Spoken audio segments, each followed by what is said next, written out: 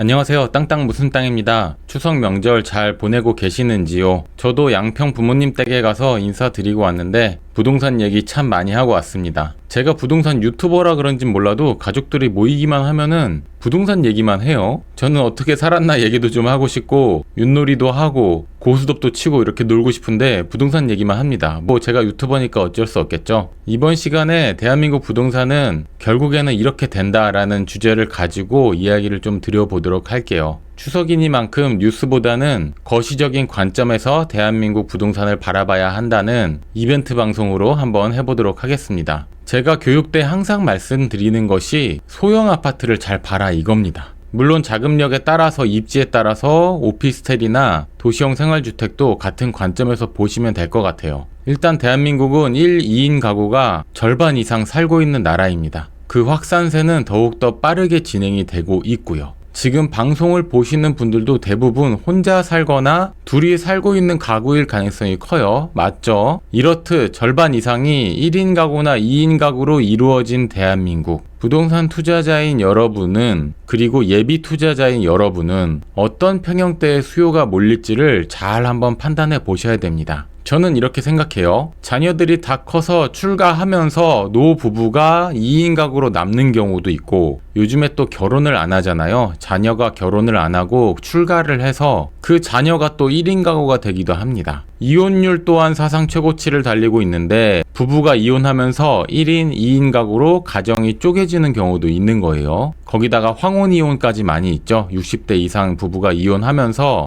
2개의 1인 가구가 생기기도 합니다. 그리고 지방에 있는 청년들이 서울 수도권으로 오면서 지방 인구는 소멸하고 있죠. 지방에 남아 계신 부모님, 수도권으로 올라와서 혼자 사는 자녀, 이런 식으로 1, 2인 가구가 또 늘어납니다. 그 외에도 1, 2인 가구가 늘어날 이유를 대라고 하면은 몇 개를 더 댈 수 있는데 그 정도로 수요 폭발, 혼자 살고 둘이 사는 가정의 수요 폭발이 이루어지고 있다는 말입니다. 그러면 혼자 살거나 둘이 사는 사람들이 살아야 할 집이 많이 필요하겠죠. 소형 주택을 이야기하는데 작게는 16평, 18평부터 시작해서 큰 집이라고 해봐야 27평 정도까지를 이야기합니다. 각자의 자금 사정에 따라서 부동산의 입지는 다르게 선택은 하겠지만 기본적으로 원룸이나 1.5룸, 투룸 아파트가 앞으로는 대세 투자처가 될 거다라는 말씀을 드리는 거예요. 국평의 기준도 좀 달라질 가능성이 있습니다. 지금은 34평, 84제곱미터를 국민평형, 국평이라고 부르잖아요. 근데 앞으로는 혼자 살거나 둘이 사는 가구가 대세가 되면서 국민평형이 20평대로 내려올 가능성이 큽니다.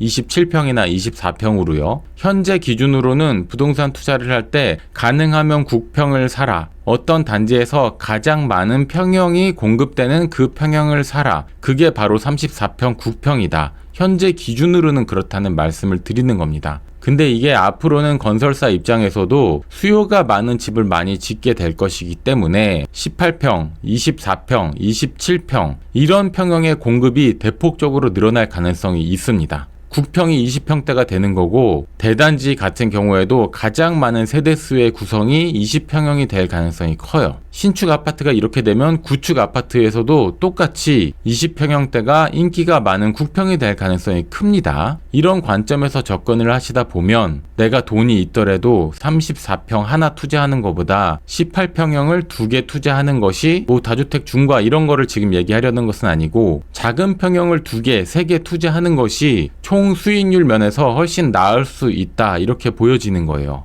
그리고 큰 집 하나는 나눠서 팔 수 없잖아요. 올해는 안방을 팔고 내년에는 화장실을 팔고 뭐 이렇게 할 수가 없는데 18평형 아파트 2개를 가지고 있으면은 올해 한 채, 1년 후에 또 한 채 이런 식으로 분할 매도를 할 수가 있습니다. 주식처럼 집값이 오를 때는 분할 매도를 함으로써 수익을 극대화할 수도 있고 반대로 매수를 할 때는 집값이 떨어질 때 분할 매수를 해서 평당가를 내릴 수도 있습니다. 이거는 주식이나 코인에서만 듣던 얘기 같은데 아니요. 부동산도 그 횟수가 적을 뿐 분할 매도나 분할 매수가 가능합니다. 앞으로 더욱더 그런 장이 펼쳐질 거라고 보는 것은 1인, 2인 가구인 소형 평형이 대중의 주거 평형이 될 거기 때문에 말씀드리는 거예요. 물론 서울 핵심지 같은 경우 돈 많은 사람들이 사는 곳은 당연히 30평대가 아주 오랫동안 국평으로 자리 잡긴 할 텐데 저는 투자 관점에서 말씀을 드리는 겁니다. 실거주로 강남, 용산, 여의도, 마곡, 목동, 잠실, 마포, 흑석 이런 A급 집 위주로 살 때는 당연히 돈 있는 사람들이 큰 집을 선호할 수 있겠죠. 근데 투자처로 보는 곳들, 예를 들어서 김포, 일산, 검단, 분당, 파주, 별내, 다산, 수원, 삼본, 안산 이런 지역들 갭 투자를 많이 하는 이런 지역들 같은 경우에는 앞으로 대세는 소형 아파트 24평, 27평, 18평 소형 아파트가 될 것이다 라고 보여집니다. 사실 이런 식으로 1, 2인 가구가 늘어날 것은 10년 전부터 이미 알려진 사실입니다. 그때도 인구 통계에 대한 것을 우리가 알 수 있었기 때문에 미래에는 소형 아파트가 대세가 된다라고 생각하면서 먼저 선점해서 소형 아파트만 집중적으로 투자한 분들이 지금 있죠. 제 방송을 보시는 분들도 분명히 있을 거라고 생각이 되는데 부동산 투자는 항상 한 발 먼저 움직이는 사람이 시장을 장악합니다. 아직까지는 국평이 34평이기 때문에 지금부터 부동산 투자하러 갭 투자 다니시는 분들은 물론 34평도 보지만 27, 24, 18평까지 좀 폭넓게 보시는 것도 나쁘지 않다라는 생각이 들고 얼죽신인 여러분, 얼어 죽어도 신축만 찾으시는 여러분 같은 경우에는 청약을 할 때 경쟁률이 좀 낮은 소형 아파트 쪽으로 눈을 돌려보시는 것은 어떨까 이런 생각도 들어요. 지방 같은 경우에는 인구가 계속 줄고 있기 때문에 대도시 위주의 소형 아파트라면은 투자성이 있다라고 볼 수가 있겠고요. 수도권 안쪽에서는 제가 말씀드린 지역들 18평과 24평 위주로 보시면 나중에는 수급이 안 맞으면서 가격이 움직일 가능성이 크다 이렇게 좀 볼 수가 있을 것 같습니다. 특히 일기 신도시에 있는 22평, 24평 이런 아파트 같은 경우에는 리모델링 후에 27평으로 집이 커지잖아요. 급지에 따라서 다릅니다. 인프라가 잘 갖춰진 일기 신도시를 지금 말씀드리고 있는 거고요. 일기 신도시에서 신축으로 27평이 될 아파트는 아주 가치가 있다라고 보여집니다. 재건축 아니고 리모델링 말씀드리는 거예요. 얼어 죽어도 신축 바람은 제가 보기엔 앞으로 계속해서 될 것 같아요. 신축이 될, 리모델링에서 신축이 될 20평 초반대 아파트 중에서 교통과 학교, 상권이 잘 형성된 인프라가 잘 깔려있는 일기 신도시를 중점적으로 보시면 어떨까라는 생각이 됩니다. 추석 연휴 동안 가족들과 부동산 이야기할 때 제가 오늘 말씀드린 거 이야기하면은